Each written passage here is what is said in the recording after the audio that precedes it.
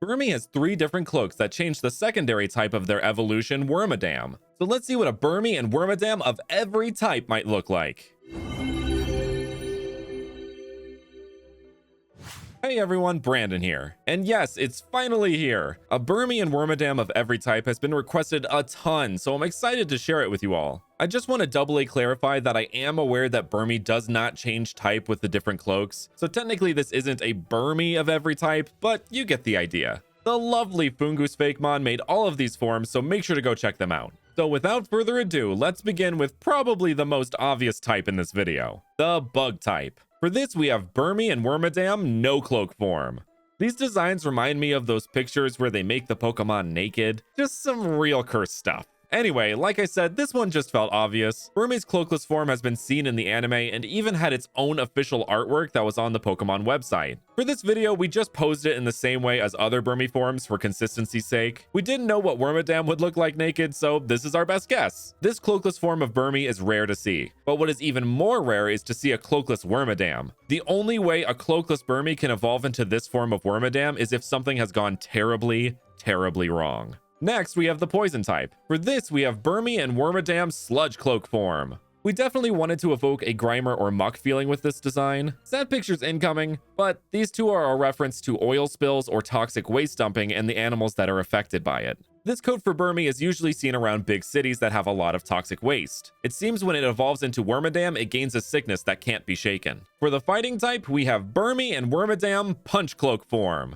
They just had to be punching bags. Their designs and concepts perfectly meld together with a punching bag, so much so that it was too good an opportunity to pass up. Both Burmy and Wormadam are based on bagworms, so this is literally a bag worm. Foongoos added these little scuffs and dings to Burmy's face to add to this punching bag idea, which I love. Wormadam gained these appendages when evolving, so it made for a great opportunity to do a zero to hero narrative throughout the design. The weak kid that gets beat up and then comes back to beat his bullies, like Karate Kid. Burmy will enter into these bags because they're soft, comfortable, and padded, which provides great protection. But they seem to attract a lot of attention from other Pokemon and trainers who are looking to train up their effort values. When Burmy has reached its limit, they will evolve into Wormadam and start to fight back. Now for the normal type, we have Burmy and Wormadam Bedcloak form. They are both in sleeping bags, with Wormadam's design adding in a little quilted poncho look. Guys, they are literally bed bugs. I mean, come on, how great is that? The concept of sleeping is a very standard thing, given we spend 1/3 of our lives doing it, and apparently Game Freak tends to agree with Pokemon like Snorlax, Slackoth, and Komala, who are all normal types that are known for sleeping. These Burmy and Wormadam are the coziest of any other cloak form. They will spend all day sleeping and only wake up to eat or if they sense danger.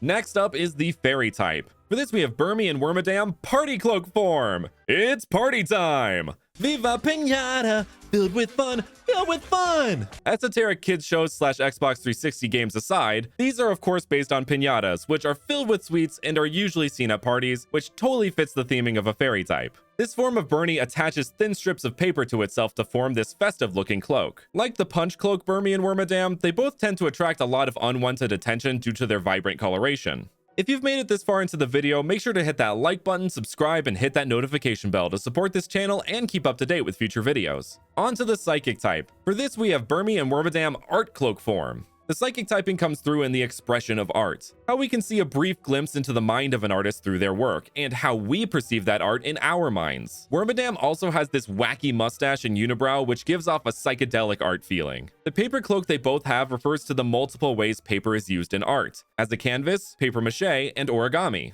These Burmy and Wormadam use berries to paint their cloaks. The paintings they create can warp the mind of the viewer, making them feel confused or sleepy. Next up is the flying type. For this, we have Burmy and Wormadam Nest Cloak form. Bagworms and birds both gather a variety of materials to build their structures, so it makes complete sense for the flying type, which was almost the bird type at one point, to be represented through a nest. An additional detail that Foongoos added and I loved is that Wormadam's head and arms come together to look like a baby bird that just hatched. This form of Burmy is less particular about what it grabs to make its cloak, grabbing a mixture of items including feathers, fur, sticks, and grass. Once evolved into Wormadam, miraculously, it can fly short distances to avoid predators. Now onto the rock type. A running theme in these of every type videos is the difficulty of separating ground and rock type designs, and this video is no exception. especially with the sand cloak already having rocks in its design. Make up your mind, Game Freak. Are rocks a part of the ground type or not? Runarigus is literally a stone slab. Camerupt has rocky mountains on its back, but both are ground type. What are we doing here? Sorry about that. I guess I had some pent-up design frustration there. Anyway, here is Burmy and Wormadam gem cloak form. They are gems and crystals, because those are usually associated with the rock type. Except for Mega Steelix! Sorry, let that slip again. Anyway, Wormadam also look like a crystal chandelier, which is a fun design detail Foongoos added. These Burmy typically seclude themselves to caves, where the loose rock and crystals are their only resource to build a cloak with. These Wormadam are considered to be a natural wonder, as their crystals shimmer against any amount of light the cave receives in a beautiful fashion. For the electric type, we have Burmy and Wormadam wool cloak form. Not only is wool associated with the electric type in the Pokemon world, but ours as well, with wool being a highly conductive material, which anyone who's worn a wool sweater and then tried to touch someone can probably attest to this. Also, part of Wormadam's arms look like little light bulbs. These Burmy typically hang out on farms where Mareep and Wooloo are found. Since they stay so still already, the paralysis effect that Mareep's fur can have doesn't really disrupt their way of living. The Wormadam have become one with the fur, building an immunity to the paralysis and even giving out its own shocking effect when touched. Next up is the water type. For this, we have Burmy and Wormadam shell cloak form. All kinds of sea life call shells their home, so why can't Burmy and Wormadam do the same?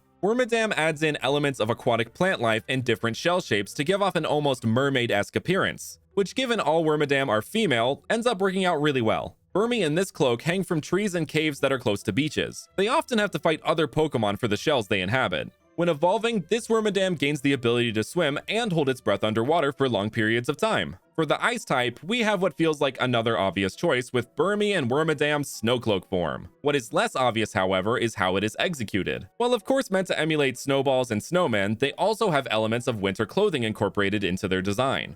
I really love the braids on Wormadam's head. It reminds me of how I am now learning to braid my daughter's hair. Most think that Burmy and Wormadam in this form must be freezing, but the way the snow is built around their bodies provides an insulation that traps their natural body heat. Now for the dragon type, we have Burmy and Wormadam Scale Cloak form. These are probably some of the most out there Pokemon I have ever made for this channel, but I love them. Somehow the dragon typing feels natural on Burmy. Foongoos added this little tooth on its mouth, which really brings it all together. They both remind me of mid-stage pseudo-legendary Pokemon like Shelgon and Pupitar. Wormadam's little teeth coming out of its cloak make it feel like a little bundled up monster and evokes a where the wild things are kind of feeling. This form of Burmy picks up the leftover scales that many dragon-type Pokemon shed near where it inhabits. The infinity energy of evolution fuses with the draconic energy of the scales to create this monstrous Wormadam. Onto the ghost type. Before I came up with a punching bag for the fighting type, I had thought to wrap Burmy in bandages like a boxer's fists, but then I realized that's just a mummy. So here is Burmy and Wormadam mummy form. Rather than just being wrapped in bandages, Foongoos took it a step further and made the little twig-like protrusions on Burmy look like the crook and flail of an Egyptian sarcophagus. And Wormadam has a bit of a sarcophagus peeking out underneath its bandages. These Burmy and Wormadam have been possessed by a Cophagrigus. They used them to spread their mummy ability to Pokemon who think Burmy and Wormadam will be easy prey.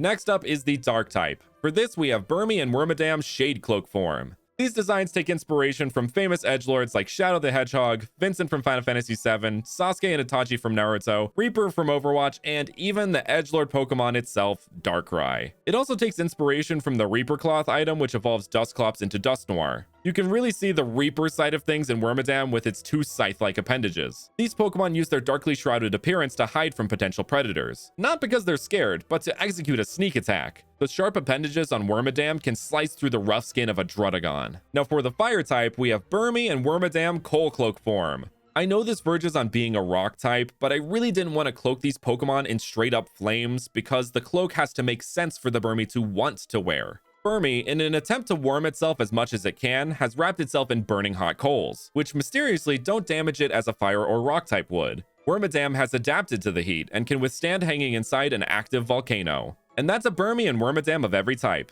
Thanks so much for watching, and I will see you guys next time.